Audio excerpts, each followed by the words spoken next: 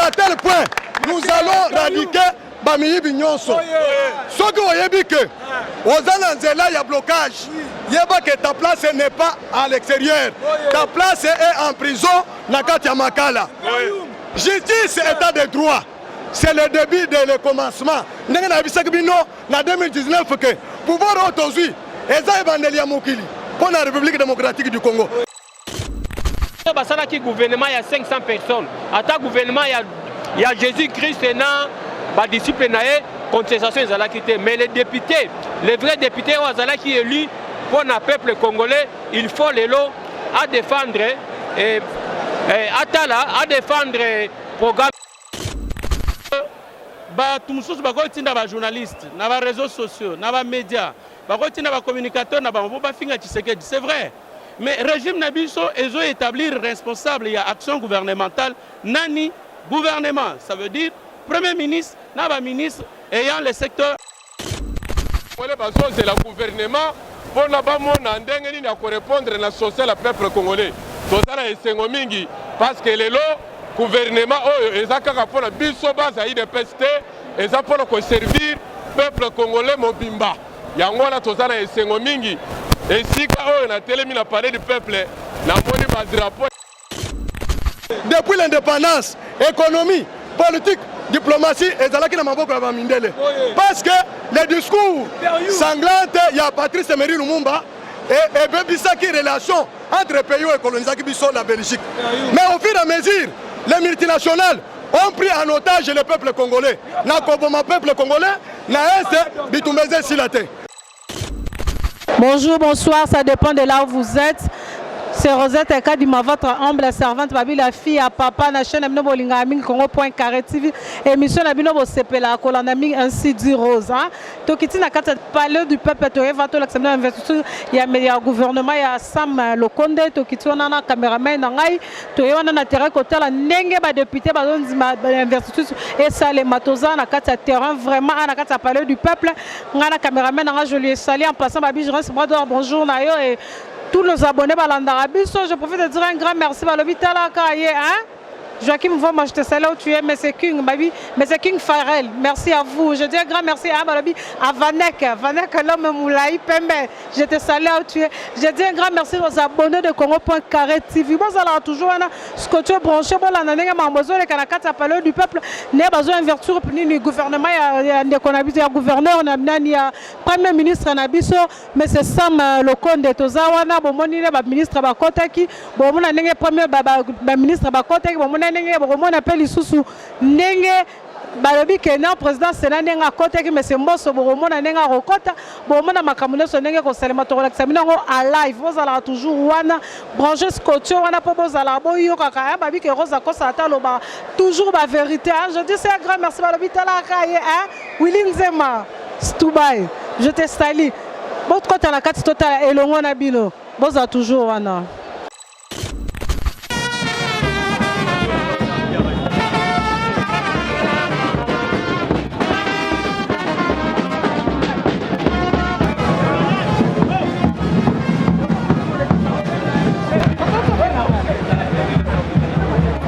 We got outside.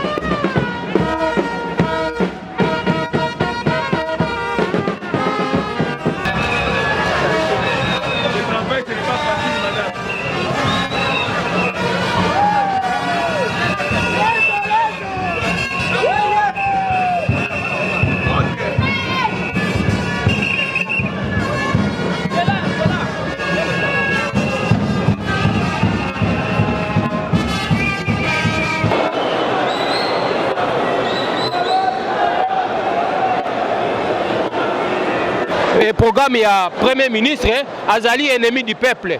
Oya koboya programme ya Premier ministre azali ennemi du peuple. Pour to voter ki bango ba député pour na ko voter ba bonne loi. Les bonnes lois na ko contrôler gouvernement. Basala makasi ba misi qui passé pour batika Premier ministre a présenté projet nae peut investir salama pour mboka ekende liboso. Oya koboya vraiment c'est un ennemi du peuple.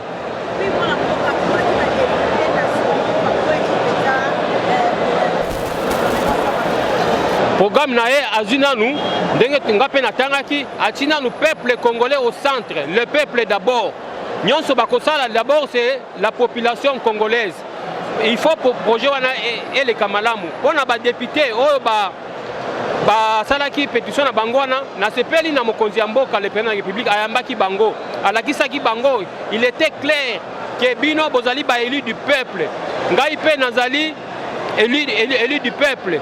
Il faut tout voter ba bonne loi. Bino ba votaki bino pona ko voter ba loi ya kitoko na parlement pe ko voter ko contrôler gouvernement. Tozala pona biso mon côté. Attention basala ki gouvernement il y a 500 personnes. Ata gouvernement il y a Jésus-Christ et na ba disciple nae contestation ezala kité mais les députés, les vrais députés ozala qui élu pour le peuple congolais, il faut les lots à défendre Atala à défendre programme il y a Premier ministre. Oya Koboya vraiment il est l'ennemi du peuple. Le président a la kisi bango clair que ngaina bino tozali baumbu ya peuple. Ceux qui boboy alors bozali ko ina peuple. Alors lelo nakanisi makambo ekoleka kitoko pour gouvernement za investi makambo pe ekende liboso. Ezali bango intimidation de la part à chef de l'État auprès à député. Ezali intimidation te.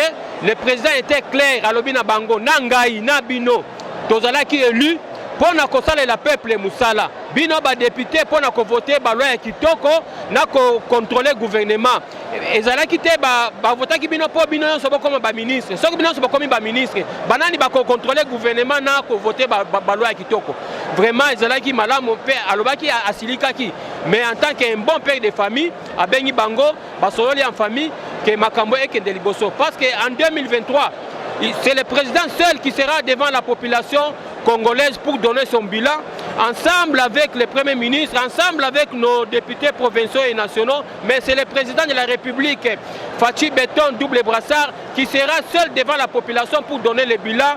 Il y a législatif et l'équipe. Vraiment, travaillons la main dans la main, tout le monde a un esprit à tribalisme, ayant une même pensée, un esprit moko pour Congo et décoller. Congo est qui n'a l'Iboulou Moulaï. 18 ans, dans 2 ans, tout le monde a l'Iboulou, ce n'est pas une chose facile. Vraiment, tout ce qui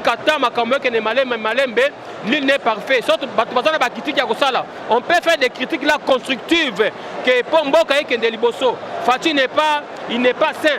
Côté Sali Mabé, il faut critiquer. Ceux qui peuvent à l'andi critique, il peut aussi améliorer la façon de travailler. Même nos ministres, Basala net ba ministre ya Kalate babosana ki population surtout ya biso ya IDPS une grande partie de nos députés babosana ki peuple babosana ki base babosana ki ba combattant ya IDPS ba komi ba ministre babosani IDPS au comme ministre parti de Sikawana comme ministre une fois comme ministre au créer association nayo les amis des ministres tels mais au bosani IDPS atana ba manifestation ba monaka batuna ya association ndeba bazako sepela IDPS babaka bango na foule et personne a ça qui concourt pour comme ministre ezali kaka eloko chance eloko pamba to souhaiter ba ministre na biso baza nommé une bonne chance que makambo ekende liboso merci botondi panzaka sango na cité pour ko yebisa bana mboka ete boyeba ke gouvernement oya sika ezoya kodima pour le changement du peuple congolais donc tozana esengo makasi parce que Fachi Béton abendi bango matoité abendi bango kaka ke il fallait boyeba ete peuple congolais baso c'est le gouvernement pour na ba mona ndenge nini ya ko répondre na social le peuple congolais tozana esengo mingi parce que lelo gouvernement oyo ezakaka pour biso basa IDPS eza pour ko servir peuple congolais mobimba yango na tozana esengo mingi esika oyo na telemi na parler du peuple na moni ba drapeau ya ba parti politique nyonso lokola to bengamaki na eloko oyo chef de l'État lansaki oyo bengami union sacrée tozala esengo mingi depuis na telemi awa nazotala na sepeli ke démocratie eza na mboka Congo pe Faci Beton alingi travailler na ba homme politique nyonso po totombola mboka na biso ya Congo. On dirait que tozongi na MPR na UDPS. Mboka ezaki non Faci Beton alobaki na mandat na ye aye ko travailler pour servir peuple congolais. Aye na ko travailler na dictature te souci na ye ndenga bandaki koloba ete to sangana bana mboka nyonso to tombola ekolo Congo et avancer mboka la biso kene liboso. Faci Beton aye na idéologie ya sika ezaka kamoko peuple congolais azala paix et respecté partout congolais azala paix na place na journaliste analyste point de vue na yo ezanini par rapport ya mokolo lelo. Bon, tolobaka ka neti mwana mboka Rossi Mukendi tikalaka koloba, le peuple gagne toujours. Le peuple gagne toujours au-delà ya Bayego et ya député mususu bakanisa que ba union se fallait baser dans gouvernement. Mais poste ata so batiaka poste à gouvernement à 200 personnes. En tout cas, il y a des sauté parce que boza au moins na 391 députés qui na union sacrée de la nation. Donc ce qui fait que il fallait kaka ezala mécontent mususu bazala. Mais tous ali ko féliciter makas président de la République pour la capacité na ya dissuasion à convaincre bango pour basala moi lumbangu pour la investir gouvernement. Parce que tout le monde est un journaliste, des réseaux sociaux, des médias, des communicateurs, c'est vrai. Mais le régime Nabiso est établir responsable et action gouvernementale. Nani gouvernement, ça veut dire Premier ministre, Naba ministre ayant les secteurs en leur charge. Donc, président de la République, à quoi répondre devant l'Assemblée nationale. Yango to sepeli, le lenge bandimi, bandimi qu'il faudrait que le peuple gagne. Parce que au même moment que vous avez causé l'investiture, vous allez continuer à koufa. Vous allez manipuler les enfants soldats. Parce qu'enfants soldats, vous allez mundu qui tout a, tout dit. De la même manière, vous allez bano bazar na beni. C'est bien, mais les lots, il faudrait que le gouvernement, d'abord un petit correctif, et que vous allez audition, ceux qui ont lobby audition, s'il y a des rectificatifs, les députés vont faire des observations, vont faire des remarques. Ceux qui ont ma casse à répondre les lots, vont investir. Ceux qui ont ma casse à préparer 48 heures à répondre à les députés parce que bango pe bako enrichir programme né à gouvernement. Moi question na bisami balé zali bongo bay oyo bazali nommé les lobani nyoko zala nango bay oyo bazali nommé lobani nyoko zala nango pour na action ya ko sala pour na peuple na bay oyo bazali bongo ko zela mboka ebonga lokola ba peuple lobeko zala nini vous en tant qu'analyste politique.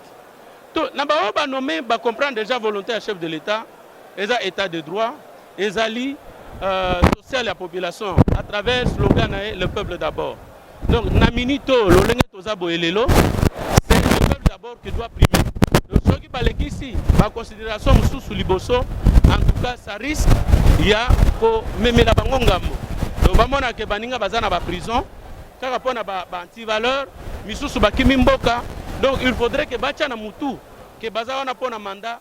Mandat on a déjà pour la peuple et non pas pour la famille na bango. Ata ba la famille parce que l'État a tcha ba moins moyen pour na ba tenir coup. Ils peuvent profiter na l'État sa tchepembe ni salaire na bango ba émolument, ba frais de fonctionnement pour na vivre malade. Le peuple en colère est plus que la bombe atomique. Les loyaux, monde mobimba va comprendre que les fruits tombent quand il est mûr. Mais devant l'ouragan ou les tempêtes du désert, ni mûr ou n'est pas mûr, ça tombe.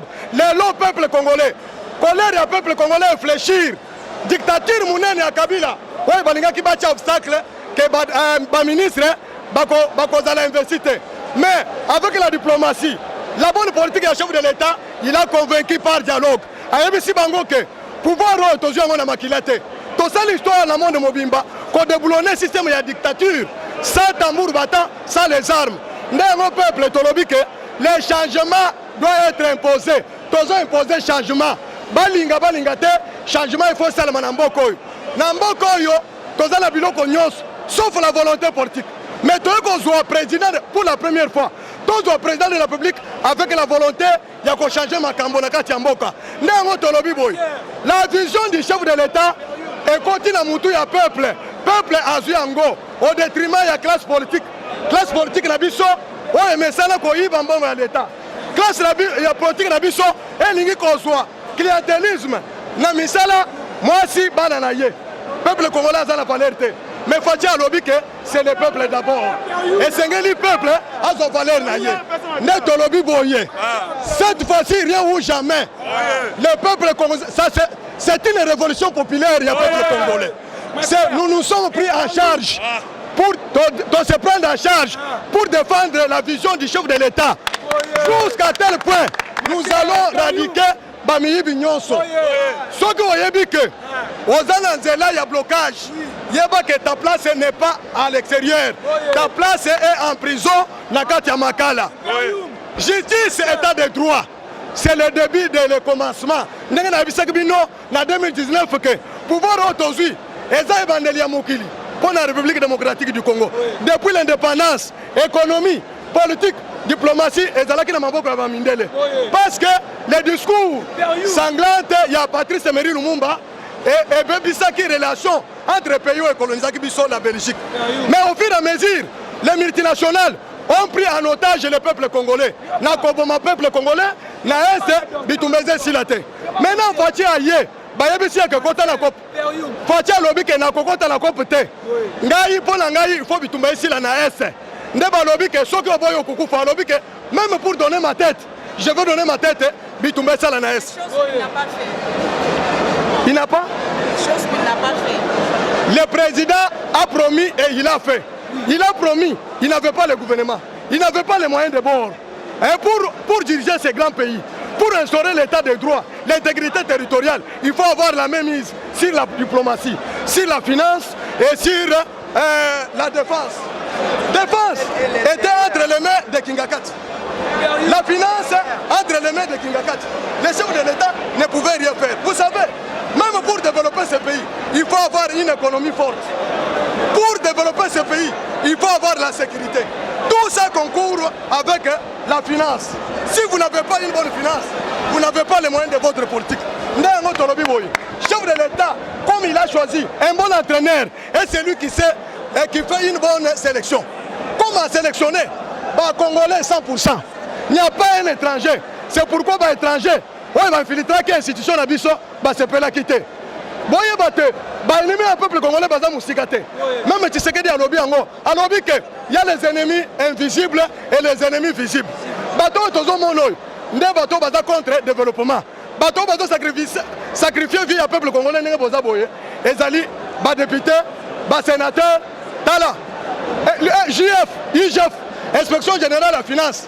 Et Zobunda, pour la Kokanga Bamiyip, à Sénat, ils ont interpellé. Les chefs de l'État. Quand Kandenge Tatana yo Koufi a sali 2 ans à morgue, au moniété. Toye Kukundaye après 2 ans. Mais là où on va pouvoir te, les lois de Tshisekedi, a toujours na Fénarium, na Belgique. Comme Kate qu'on livrait, moi Namboka a Gilles Alingeti, na Maboka ba dictateur. Parce que vous le savez, ba dictateur Bazam Mousigate. Le petit dictateur est plus que Kabila. Kabila ne vaut rien. Kabila c'est un étranger. Mais ba dictateur, où va induire Kabila en erreur. Ce sont ceux qui sont dans les institutions, notamment les députés, notamment les sénateurs, notamment les ministres.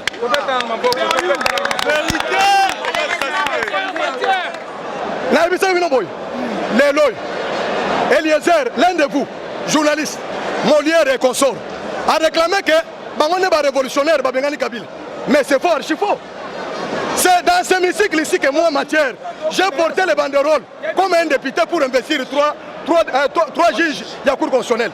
Chef de l'État, tant que va député, plus de 300 députés, Baboyaki, qui ont assisté chef de l'État pour instaurer l'état de droit.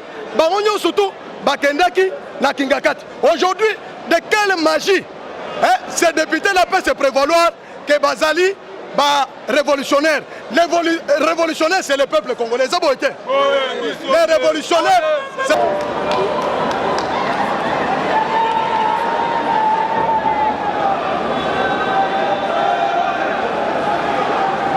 D'abord. Voilà. Le peuple d'abord. Voilà.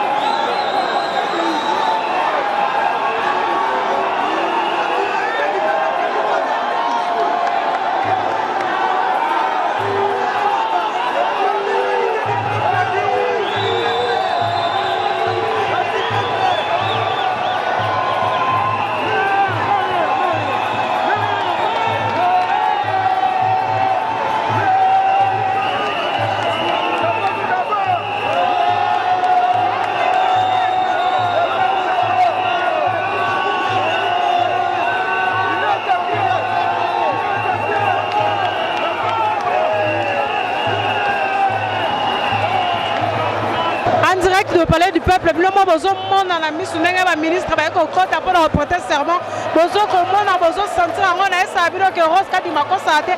Aina kata la kisi bino ndenge. Ala kisi bino ndenge président so kota ki. Ne ko bozo na entrer ba ministre ne bozo kota. Bozo mona ba ministre ne osala entrer ba na kata.